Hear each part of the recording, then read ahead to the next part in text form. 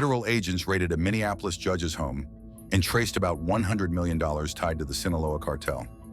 Not street cash, investigators called it protection money to stay invisible inside courts and public programs. If that's true, how deep does this go? Stay with this. We'll show you the exact money trail. Shell nonprofits sharing the same addresses and printers, shell invoices, and Medicaid claims repeating like a pattern. The judge's residence wasn't the endpoint. It was a node in a financial plumbing system built to turn daycare centers and clinics into cartel capital. Before we move on, please take a moment to subscribe to the channel and like the video. So why walk on a judge's doorstep with zero noise and total control? Because when you move on a judicial residence, you're not just serving a warrant, you're stepping into a legal minefield where a smudge on a hard drive label can crater the entire case. The stack goes quiet, pre-dawn, no sirens. A lead element takes the entry, a second team peels to the detached garage, and a third locks the perimeter. Radios stay low, body cams roll. Every movement reads like a rehearsal because it is. Here's where things got really interesting. The optics are unusual. A judge's home means press risk, defense leverage, and a courtroom waiting to pounce on any misstep. So the playbook shifts. One agent drives the announcement and entry. Another agent shadows as the independent evidence officer, logging each room before anyone touches a drawer. A supervisor signs off as seals go down on boxes. Meanwhile, a parallel unit hits an off-site storage location the same minute, so no one can claim evidence drifted in or out. That's synchronized warrants in action. But that's not all. The chain of custody hurdles are brutal. Every cable bag gets a barcode. Each device gets a tamper seal and a photographed serial. If a safe needs cutting, the toolkit comes with its own log. The moment a laptop opens, a write blocker is already in place, and a forensic clone starts. Ghost images get hashed, hashes get recorded, and the original device goes right back into a sealed container. One misnumbered sticker, and a defense attorney calls it contamination. They plan for that. You won't believe what happened next. Agents weren't hunting cocaine or guns. They were hunting ledgers, login tokens, encrypted chats, and linked printers. The items that don't look dramatic in a raid photo, but break open a network on paper. A laser printer tucked in an office means a serial number that shows up on invoices across the city. A router in the den holds DHCP logs that point to which device had which IP at which hour. A dusty laptop syncs to a cloud drive with archives of donations and grants that line up with public program disbursements.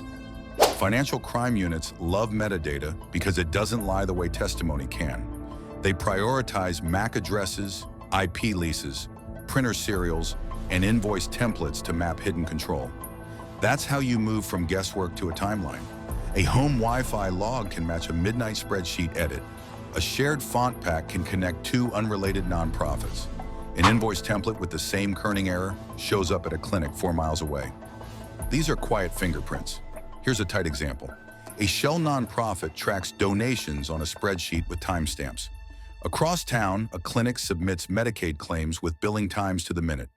Investigators line them up and see a perfect match window after window. 2 systems, same operator. The money trails don't zigzag like drug cash. They move on a schedule, clean outflows labeled consulting, program support, compliance review. The kind of steady retainer a gatekeeper expects. As the inventory piles up, patterns harden, repeated addresses on filings, identical fonts and letterheads, recycled invoice numbers that jump entities but never reset the way a normal bookkeeper would. The same printer serial embedded in PDFs from 3 different charities. You can argue coincidence once. You can't argue it 10 times in a row with the same metadata. By the end of the sweep, the residence reads less like a stash house and more like a node. Calls, approvals, tallies. A place where payment schedules got the green light and protection fees were tracked against outcomes. The physical cash wasn't the point. Control was the point. So if the house is a node, where does the money actually move? Follow the plumbing into daycares and clinics next. If the house is a node, these places are the pipes. So how do daycares and clinics move protection money instead of drug cash? They blend into the city's routine. Parents sign forms, patients sit in waiting rooms, Meanwhile, back offices push out clean-looking paperwork on a schedule that never misses. The plumbing is simple on paper and hard in practice. Shell nonprofits that look like service groups, invoices cloned from real vendors, letterheads that mirror legitimate agencies, and Medicaid claims that repeat down to the minute. It feels normal because it's designed to. Here's where things got really interesting. Public sympathy does the first layer of defense. Nobody wants to see agents walking toddlers past a tape line or nurses questioned at shift change. That emotion buys time. It also raises the bar for enforcement. Teams need airtight links before they step in, or the backlash smears the case and scares off witnesses. So investigators work the desk, not the door. They follow printers, Wi-Fi logs, and the boring parts of billing software. The mechanism lives in the margins. Daycares report enrollments above capacity, but attendance sheets look accidentally neat. Clinics bill patients who don't exist and upcode routine visits as specialized care. Then referral loops spin the same dollars as community grants, like a civic carousel that never stops. Each step adds a layer of legitimacy, but the timestamps give it away. Claims post at the same times each week. The invoice template never changes. Even the typo in the header comes along for the ride. But that's not all. Shared addresses and printers keep showing up. One office suite hosts 3 charities. The same printer serial embeds in PDFs from 2 different clinics. Invoice serials hop between entities without resetting. And every hop keeps the same stray double space and the same clock tick on submission. When teams overlay the data sets, the map lights up around a single set of devices and admins. It's less a network and more a mirrored room. You won't believe what happened next.